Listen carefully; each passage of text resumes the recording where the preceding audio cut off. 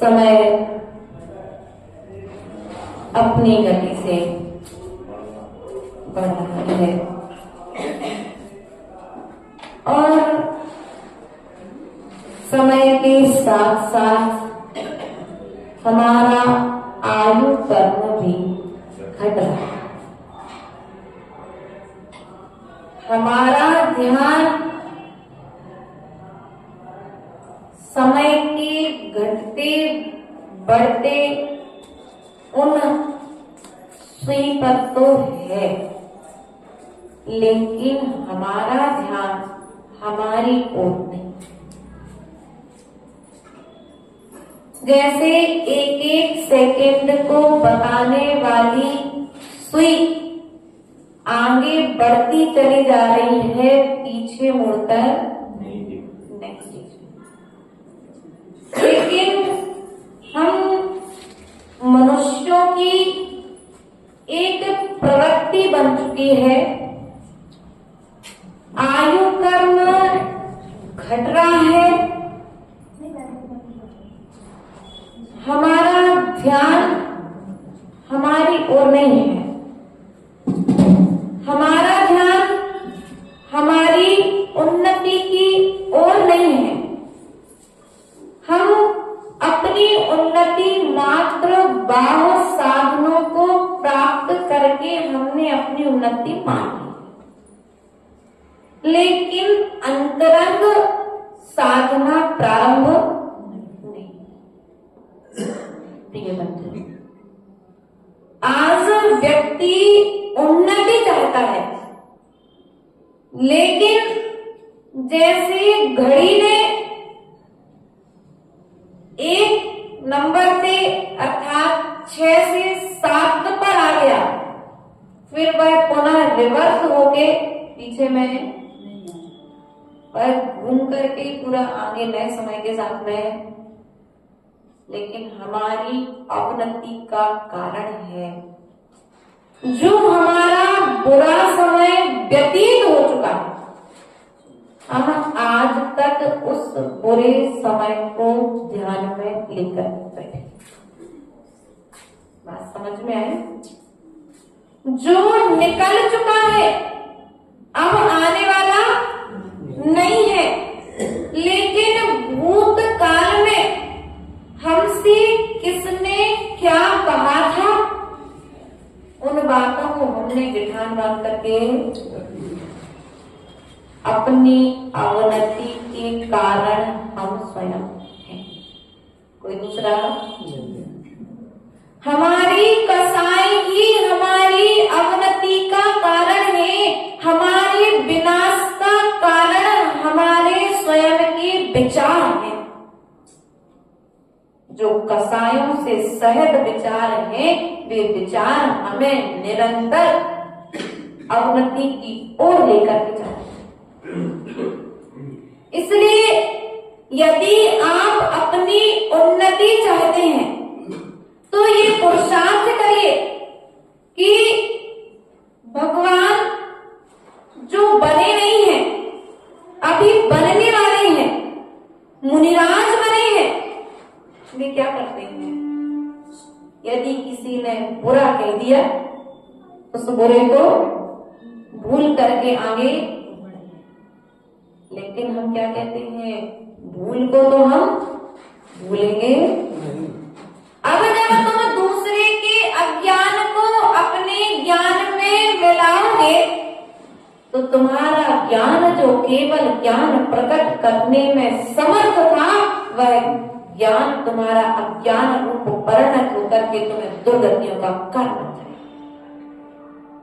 इसलिए अपने भूत को भूल करके, कौन से भूत को? उस भूत को भूलना है जो भूत हमें भूत बनाने वाला है। हमें उस भूत को याद रखना है जो भूत हमें भूतनाथ बनाए। भूतनाथ बनना है? कौन है भूतनाथ? सौधर्मेंद्र ने अपनी स्तुति में भगवान के लिए भूतनाथ कहा है। इसलिए प्रयास करो, भूत व्यंतर बनकर के हमें इस पृथ्वी तल पर विचरण नहीं करना है, हमें तो भूतनाथ बनकर के समूह सर में विराजमान होना है। ऐसा पुरुषार्थ करो। उस भूत को भुला दो जो भूत तुम्हारे भविष्य को खराब कर रहा है, जो भूत तुम्हारे ज्ञान को खराब कर रहा है, उस भूत को भुला दो जो भूत तुम्हारे परिवार को विघटित करता है। लेकिन हमारी स्थिति क्या है? हम तो भैया उनकी बातें भुला ही नहीं सकते। उनने हमसे कैसी कैसी कही। देखो भैया भुलाने तो आज नहीं तो कल तो भुलाना पड़ेगा, वरना अनंतानुबंधी कसाय का फल तुम्हें निगोद में जाकर के भोगना पड़ेगा। भोगना पड़ेगा कि नहीं पड़ेगा? सिद्ध चक्र विधान सबने किया कि नहीं किया? 24 ठाना पढ़ा कि नहीं पढ़ा? पढ़ा है 24 ठाना? नहीं पढ़ा है, कोई बात नहीं। सिद्ध चक्र विधान किया? सिद्ध चक्र विधान जब करते हैं तो वहां पर 25 कसायों की व्यवस्था आई है, जिन 25 कसायों को भगवान छोड़ चुके हैं, इसलिए हम उन्हें नमस्कार करते हैं। और हमारी कसाय माता जी हमारे जैसी पूजा तो मंदिर में कोई नहीं करता। अच्छा भैया पूजा तो करते हो, पहले बताओ तो भीतर में कसाय कितनी? दान तो करते हो लेकिन तुम्हारे भीतर में मान कितना है? अगर दान करने के बाद मान नहीं आया तो दान तुम्हें फल देने वाला है, और दान देने के बाद में यदि मान आ गया, नाम आ गया, तो समझ लो तुम्हें उसका फल मिलने वाला है क्या? क्योंकि तुमने दान के बदले में नाम ले लिया। दान का फल तो तुम्हें स्वर्गों में जाकर के देवों की विभूति का भोग करने मिलता, लेकिन तुमने हमारा नाम हो जाए, हमारे माथे पर एक वो तिलक, एक बूंद तिलक के लिए नहीं हो पाया, सो कसाय हो जाती कि नहीं हो जाती? हमने इतना कार्य किया, चातुर्मास हुआ माता जी का, और हमारा नाम ही नहीं हुआ। ऐसा लोगों के मन में विचार। इसलिए प्रिय बंधु, यदि हमें अपने भविष्य को संभालना है तो वर्तमान को समझना चाहिए। यदि भविष्य को संभालना है तो वर्तमान को संभालना पड़ेगा, भूत को भूलना पड़ेगा। उस भूत को भूलना है जो भूत हमारे भविष्य को खराब करके रखी है। हमारा बुरा करने वाला कोई दूसरा नहीं है, हम स्वयं। हमारा अच्छा करने वाला कोई दूसरा नहीं है, हम स्वयं। हमारे सकारात्मक विचार हमें उन्नति की ओर ले जाते, और हमारे नकारात्मक विचार हमें अवनति की ओर लेकर के जाते हैं। इसलिए जब विचार तुम्हारा ही है, ये बताओ, गेहूं जब तुम्हारे घर का ही है, रोटी बनानी है, तो क्यों ना अच्छी धो के साफ करके बढ़िया उसको अपने हाथ से पीस करके रोटी बनाई जाए। बनाना जब तुमको ही हो तो स्वच्छ करके बना लो। ज्ञान तुम्हारा ही है, भोग तुमको ही करना उस ज्ञान का। अब उस ज्ञान के द्वारा चाहे तुम नरक निगोद त्रयंच गति की यात्रा कर लो, चाहे इस ज्ञान के द्वारा तुम स्वर्ग और सिद्धालय की यात्रा कर लो। निर्णय आपके हाथ में है। ज्ञान कर्मों से छुड़ाता भी है, और तुम्हारा अज्ञान तुम्हें कर्मों से बांधता है। निर्णय हमें करना है, क्योंकि हम भविष्य की तैयारी तो कर रहे, लेकिन वर्तमान की ओर हमारा ध्यान, वर्तमान तो नहीं, भविष्य में अच्छा मकान बनाना है, तो आज नमक रोटी खाते, आज अच्छा भोजन कर लो, कल तुम्हारे भाग में होगा तो भविष्य तुम्हारा अच्छा। आज बच्चे से लेकर के बड़े तक भविष्य के लिए भाग रहे, लेकिन वर्तमान को हमारा तो संकल्प है, क्योंकि हम इस मंच से कोई बात कहते तो जीते हैं। हमारा मात्र प्रातःकालीन वेला में एक ही उद्देश्य रहता है कि आज का दिन मुझे मिला है, मुझे आज के दिन अच्छा कार्य करना है, मुझे आज के दिन को अच्छा बनाना है, और कल कभी। और जब हम ये संकल्प के साथ में प्रातःकालीन वेला में जब जागृत होता है कि आज के दिन को मुझे अच्छा बनाना है, आज के दिन मुझे कसाय नहीं करना है, आज के दिन मुझे झूठ नहीं बोलना है, आदि आदि विचारों को जब अपने भीतर में भरते हैं, तो वे हमारे बाहर में फिर बुरे विचार बाहर में प्रकट भी नहीं।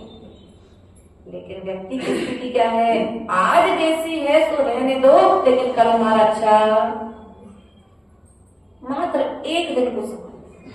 मनीष भैया पीछे वाले मेरे दादाजी, एक दिन को संभालना।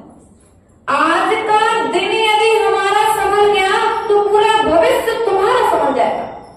मुझे आज के दिन नेक कार्य करना है, मुझे आज के दिन कुछ ऐसा कार्य करना है जो जिन शासन की उन्नति में कारण बने। आज के दिन मुझे एक ऐसा कार्य करना है जो मेरे जीवन विकास में कारण बने।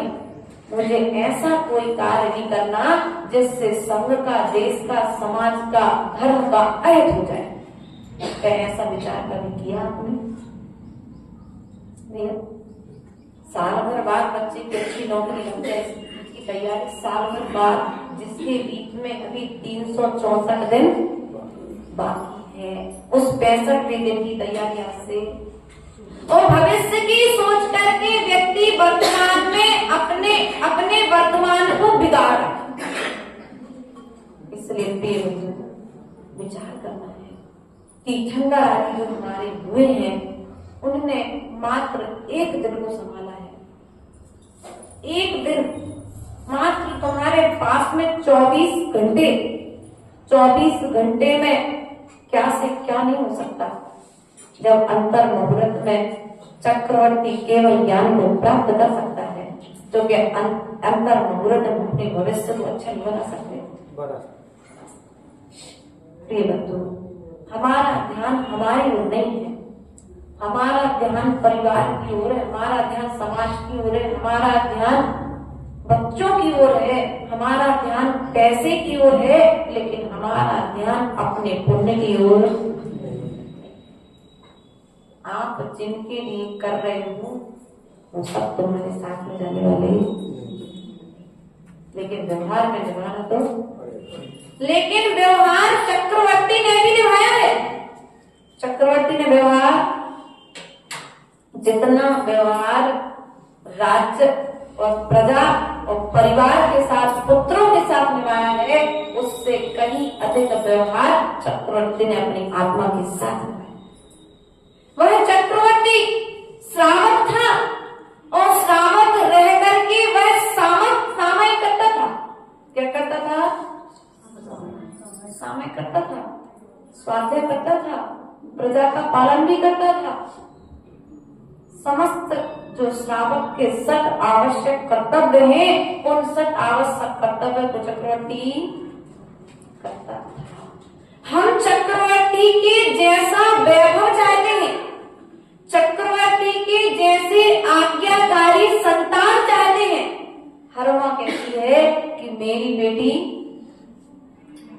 ब्राह्मणी सुंदरी जैसी हो, मेरी बेटी चंद्रमाला की जैसी हो, मेरी बेटी मनोवती के जैसी हो, मैना सुंदरी के जैसी हो, सीता के जैसी हो।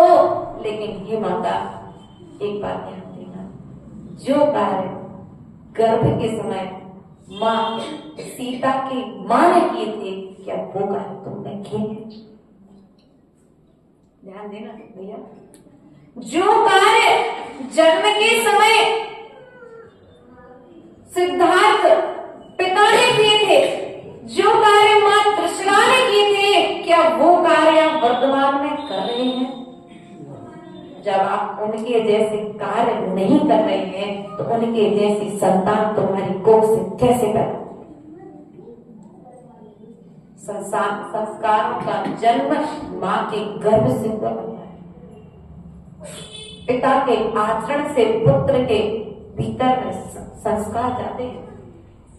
इसलिए माता पिता का आचरण यदि श्रेष्ठ होगा तो बच्चे का आचरण भी श्रेष्ठ होगा। इसलिए संतान यदि महावीर जैसी चाहिए है तो संस्कार भी माता त्रिशला के जैसे ना। माता त्रिशला मोबाइल नहीं चलाती थी। हाँ, आज की जनरेशन में माता जी चला तो नहीं थी उस समय। अरे वित्तीय सब कुछ हो सका, लेकिन उन्हें जरूरत, उन्हें इतनी फुर्सत नहीं थी स्वाध्याय से कि वे पे मोबाइल चलाए, व्हाट्सएप चैट करें।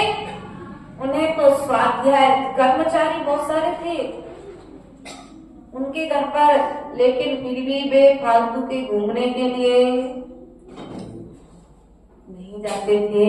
वो उतने खाली समय में माँ का स्वाध्याय सुनती थी, खाली समय में समय करती थी, खाली समय में वह माँ जाग करती थी। तो हम खाली समय में थोड़ा सा समय मिला, कई माता इतनी एक्सपर्ट होती है भैया मनीष कि यदि एक रोटी दे गई एक्स्ट्रा और एक रोटी तवे पर है और वो तवे की रोटी सिकने में जितना समय लग रहा उतने में एक सेट तो हाँ, ऐसी भी मोबाइल की दीवानी माताएं हैं। माताओं ध्यान रखना, यदि आप संस्कार रहोगे तो हमारा जिन शासन बचा है। जिन शासन की सुरक्षा में तुम्हें अपने संस्कारों को सुरक्षित करना पड़ेगा। माता, संस्कारों की सुरक्षा तुम्हारे हाथ में है। आप लोगों के हाथ में जिन शासन की ध्वजा है। मंदिर आपने बना लिया, बड़ी प्रसन्नता हुई है। आपके छोटे भाई जंगल से आ रहे थे, साथ में हम लोग लौट करके आए। मंदिर नैमिनाथ जिनालय का दर्शन आज हमको प्राप्त हुआ। धन्य है भगवान के प्रति समर्पण कि जो समाज आज मिलकर के भगवान को सोने की बेदी प्रदान कर रही है, कल उन्हें ऐसे स्वर्ण के बने हुए महलों में रहने के स्थान मिलेगा।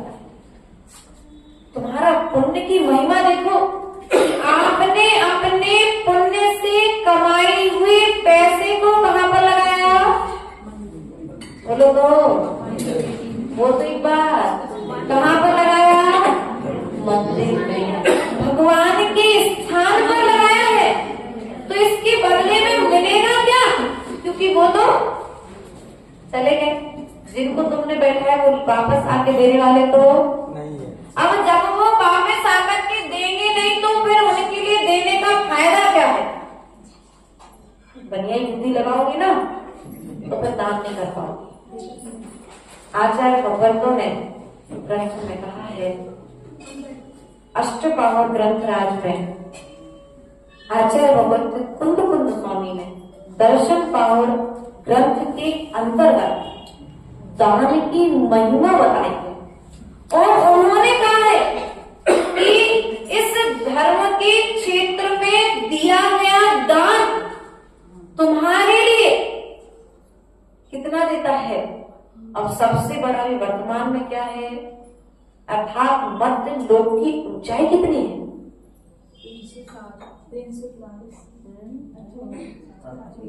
45 लाख रोजन ऊंचाई।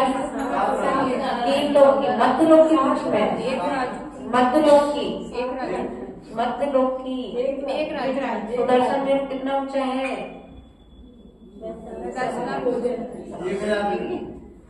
1,40,000 योजन। कितना है? सुमेरु पर्वत कितना है? 1,40,000 योजन। उसमें हाँ, उसमें भी 1,000 योजन जो है वो नरक के खरवाग में नीम की तरह नीचे में है। अब जो ऊपर का क्षेत्र बचा 99,000 लगभग, तो क्या हुआ? उतने क्षेत्र में हमारा अर्थात तुम्हारा जो दिया गया दान है, तो आचार्य भगवंत ने कहा है कि ये तुम्हारा दिया गया दान तुम्हारे लिए सुमेरु पर्वत के जैसा फल देने वाला है। और यदि तुमने दान देकर के मांग लिया, क्या कर लिया? दान देकर के मांग लिया। मांग लिया तो मांगा क्या तुमने? तुम्हारे लिए तो रत्नों के महल मिलने वाले थे, लेकिन तुमने भगवान से कह दिया, भगवान देखो हमने आपके मंदिर की दीवार खड़ी करवा दी, अब आप ऐसी मकान हमें भी। जब चूना मिट्टी दान किया ना मंदिर में, लोगों की भावना होती है कि अब हमने आपको अच्छा स्थान दे दिया तो हमें भी अच्छा मकान रुकने के लिए, रहने के लिए। नहीं, देने के बाद मिलने वाला था सुमेरु पर्वत, राई के दाने बराबर तुम मांगे, घाटा अपना स्वयं कर दिया कि नहीं कर दिया? अपना नुकसान हम स्वयं कर देते हैं। इसलिए प्रिय बंधुओं, दान देने के बाद मांगना नहीं।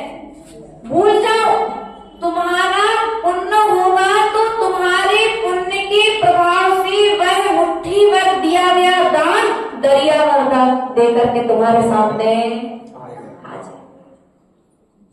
ये बंधुओं, विचार करना है जीवन में। ये मनुष्य पर्याय हमारे लिए मिली है खाने के लिए, तो भोजन अच्छा अच्छा खाने के लिए, अच्छा पहनने के लिए, घूमने के लिए, किस लिए? निर्णय करो। निर्णय हमें स्वयं करना पड़ेगा। ये मनुष्य पर्याय हमारे लिए साधना करने के लिए मिली है। ये मनुष्य पर्याय हमारे लिए पुण्य कमाने के लिए मिली है। ये मनुष्य पर्याय हमें पाप से बचने के लिए मिली है। ये स्वस्थ शरीर हमें भगवान जिनेंद्र देव की पूजा करने के लिए मिला है। लेकिन इस शरीर से क्या कर रहे हैं? बोलो तो पूजा कम, पाप। अब आप पाप ज्यादा कर रहे हैं तो पाप का फल भोगना किसको पड़ेगा? इसलिए जितना बन सके वर्तमान को संभाल करके भविष्य में भगवान बनने की तैयारी करो, क्योंकि हम सभी को एक ना एक दिन भगवान बनना है। ये निश्चित है। आज नहीं तो कल भगवान बनना कि नहीं बनना? बोलो तो कौन है? पीछे वाली बताओ। भगवान बनना है कि नहीं बनना?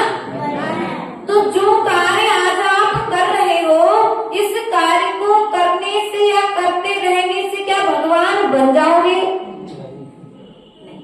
आप स्वयं को, क्योंकि तुम्हारी कॉपी तुम्हारे हाथ में है, चेक तुम्हें स्वयं करना पड़ेगा। स्वयं चेक करो कि आपके हाथ में आंसर सीट है। इस आंसर सीट में आपको क्या लिखना है? आप जो लिखेंगे वही आपको मिलने वाला, उसी का फल आपको मिलने वाला। और आप सभी ने तो पढ़ कर के रखा है, स्वाध्याय करते हैं आप लोग यहाँ पर। जिनवाणी को सुनने में आप उत्साहित हैं। यह जो क्रिया आपकी है, ये वर्तमान की क्रिया बता रही है कि जो आज जिनालय में जिनेंद्र भगवान के आंगन में आकर के बैठा है, वह कल सिद्धालय के आंगन में जाकर के बैठेगा। अर्थात जो आज धर्म सभा में आकर के विराजमान हुआ है, वह कल समूषण सभा में जाकर के विराजमान होगा। ये वर्तमान की क्रिया बता रही है। लेकिन इसके ऊपर भी कोई विवक्षा है क्या? हाँ, इसके ऊपर आचार्य भगवत ने कहा है, दर्शन ज्ञान के साथ साथ में हमें चारित्र का भी पालन करना पड़ेगा। श्रावक के जो 6 आवश्यक कर्तव्य हैं, उन 6 आवश्यक कर्तव्यों का पालन, जो 6 आवश्यक कर्तव्यों का पालन करेगा, वह एक दिन महाव्रतों को प्राप्त होगा। प्रिय बंधुओं, अपने पुण्य का संरक्षण करो। हमारा पुण्य जा रहा है भूत की बातों को स्मरण करने में, कसायों का स्मरण करने में, बुराइयों को ध्यान रखने में। आर्त रौद्र ध्यान कितना करते हैं हम? अपना समय धर्म ध्यान में कम, आर्त रौद्र ध्यान में ज्यादा। संयोग में और वियोग में क्या बुरा है? अच्छा मिल गया तो प्रसन्न हो गए, और बुरा मिल गया तो दुखी हो गए। अब आर्त रौद्र ध्यान जब करोगे तो आर्त रौद्र ध्यान के फल से जाओगे कहाँ? ध्यान रखना है। इसलिए प्रिय बंधु, अपने वर्तमान को संभालना है। आज एक संकल्प लेकर के जाना सबको। कौन सा? मात्र मुझे एक दिन को अच्छा, कितने दिन को अच्छा बनाना है बेटा?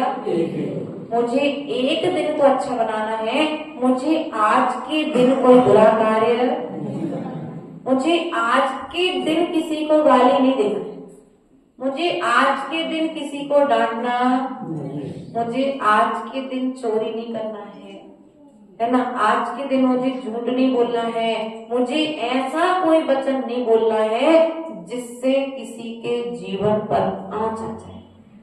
ये संकल्प यदि आप लेंगे तो एक दिन भगवान निश्चित ही बन जाओगे।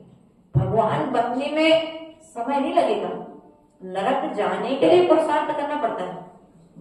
हाँ भैया, किसी का माल इधर से उधर करना है तो बुद्धि 2 नंबर में तो मेहनत होती कि नहीं होती। देखो आप लोग जानते हो, हमने तो ज्यादा व्यापार नहीं किया, लेकिन लोग आकर के बताते अपनी परेशानी तो सुनकर के लगता है कि हमने बहुत अच्छा काम किया है ना। तो 2 नंबर का काम करना पड़ता है जब व्यापार में, तो उसमें मेहनत, लेकिन 1 नंबर के काम में मेहनत। तो हमारा जो 1 नंबर का काम है वो भगवान बनने का काम है। इसमें कोई मायाचारी नहीं करना, इसमें कोई झूठ नहीं बोलना है, इसमें कोई छल कपट नहीं करना है। और जो इन तीनों का त्याग कर देगा, मात्र भगवान जैसे बैठे, भगवान देख रहे कैसे बैठे बेटा, भगवान कैसे बैठे, भगवान कैसे बैठे, भगवान देखो आश्रम भगवान कैसे बैठे, हाथ पर हाथ रख करके पद्मासन से बैठे हैं। हमें बस भगवान के जैसे बैठने का अभ्यास करना। क्या करना है? हमें भगवान के जैसे बैठने का, जैसे निश्चल भगवान बैठे हैं वैसे ही निश्चल हमें भी बैठना है।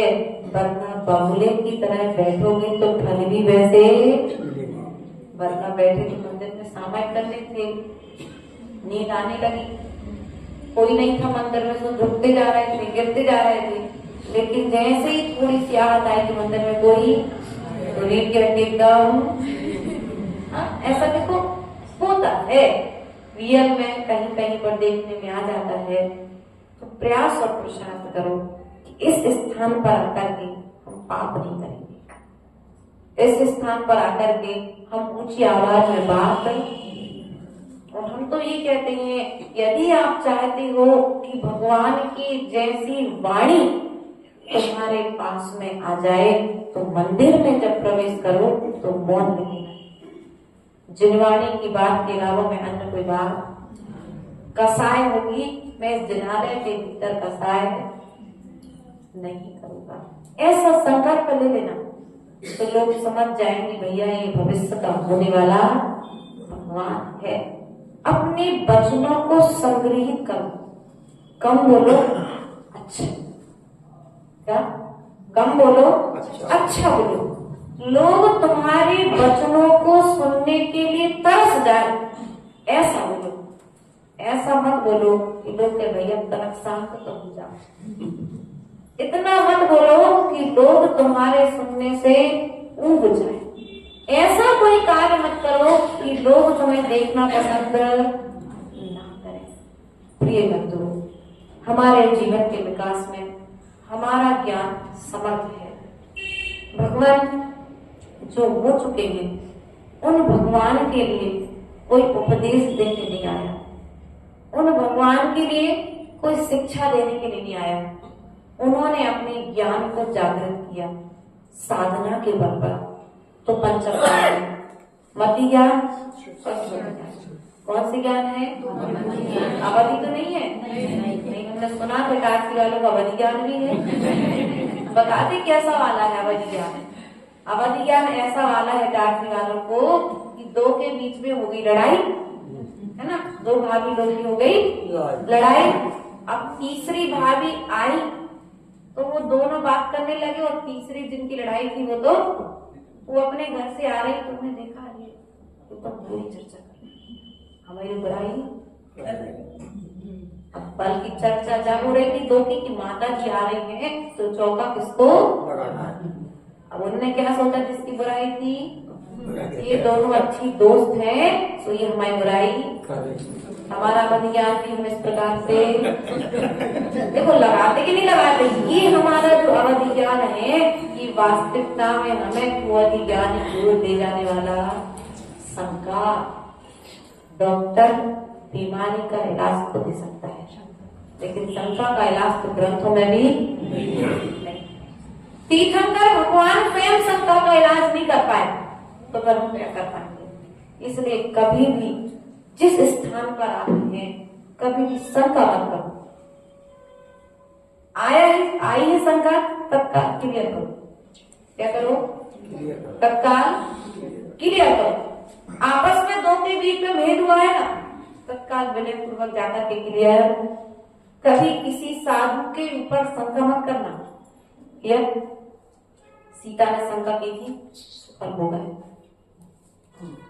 सीता ने शंका की थी, तो फल जाकर के क्लियर कर ले, निंदा ना करती तो वंदनीय बन जाती। लेकिन मुनिराज की निंदा की तो निंदनीय बन गई। इसलिए पुरुषार्थ यह करना कि कभी भी किसी पर शंका। आज का सूत्र है कि मैं कभी भी देव, शास्त्र, गुरु और धर्मात्मा पर शंका नहीं करेंगे।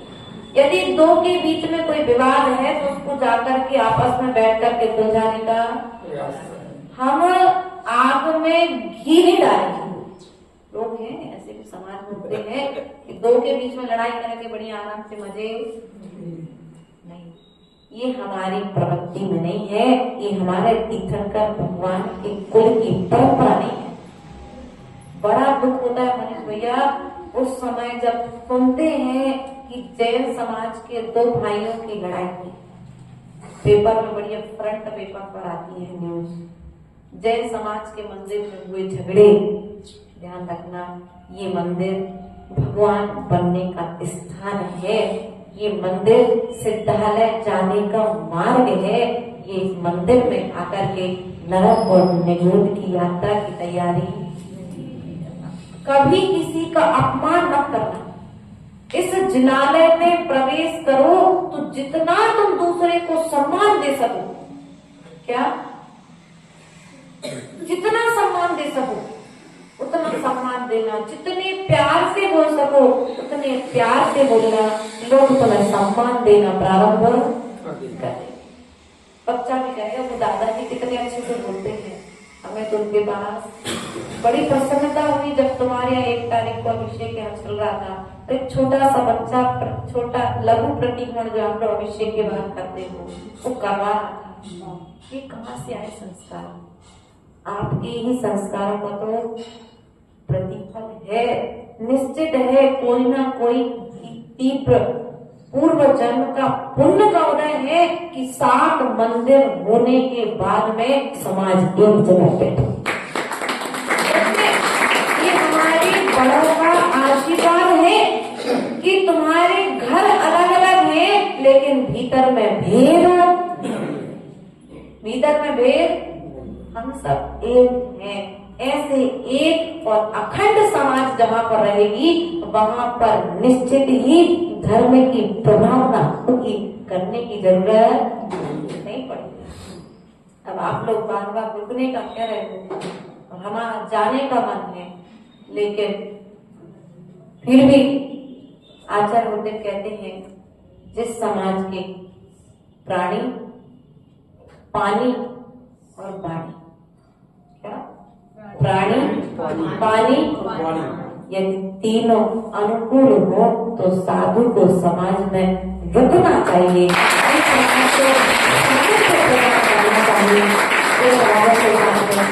गुरु के द्वारा कहे हुए वचनों को याद रखते हुए आज प्रातःकालीन बेला में संघ के साथ विचार विमर्श करके ऐसा विचार बनाया है कि 15 तारीख तक संघ इटारसी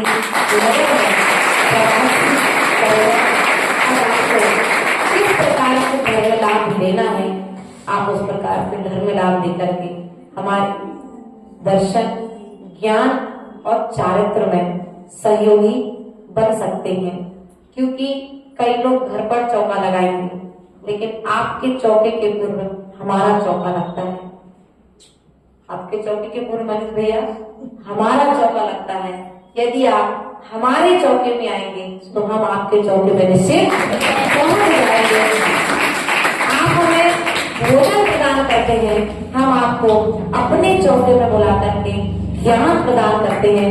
इसलिए आप हमारा प्रदान स्वीकार करेंगे तो निश्चित ही हम आपका प्रदान स्वीकार करेंगे। इन भावनाओं के साथ आज हमने 2 पॉइंटों पर चर्चा की है। एक, मुझे एक दिन को अच्छा बनाना है। दूसरा, कभी भी किसी पर शंका नहीं करना है। तीसरा, मंदिर में आकर के किसी का अपमान नहीं करना है। इन्हीं भावनाओं के साथ बोले परम पूज्य आचार्य गुरुवरेश्वर विभव सागर जी महाराज की जय।